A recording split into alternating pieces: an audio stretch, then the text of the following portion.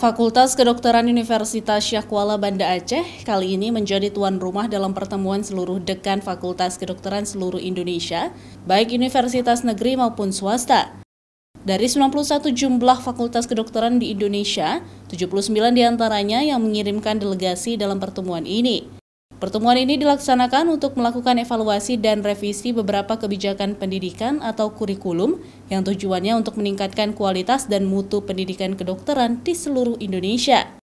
Kegiatan yang diikuti oleh seluruh dekan fakultas kedokteran dari berbagai daerah di Indonesia ini nantinya akan melahirkan beberapa rekomendasi yang dapat digunakan oleh pemerintah dalam pengambilan keputusan dan kebijakan untuk mewujudkan sinergitas antara pemerintah dan universitas dalam meningkatkan kualitas pendidikan kedokteran.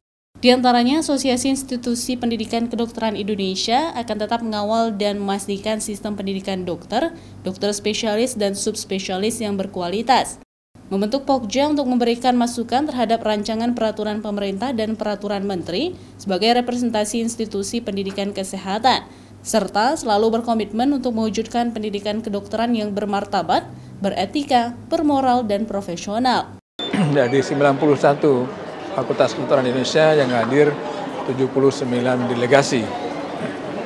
Ya, ini rutin dilakukan tiap 6 bulan sekali dan berpindah-pindah.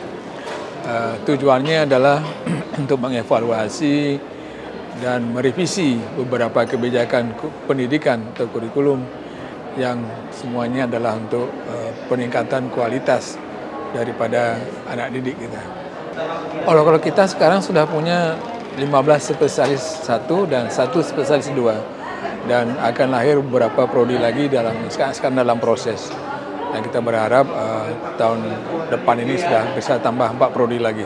Forum Dekan Asosiasi Institusi Pendidikan Kedokteran Indonesia merupakan wadah penting bagi para dekan dan pimpinan institusi pendidikan kedokteran di seluruh Indonesia untuk berkumpul, berbagi pengetahuan dan berdiskusi mengenai isu-isu kunci dalam bidang pendidikan kedokteran, sehingga kebutuhan kesehatan masyarakat di Indonesia dapat terwujud secara merata.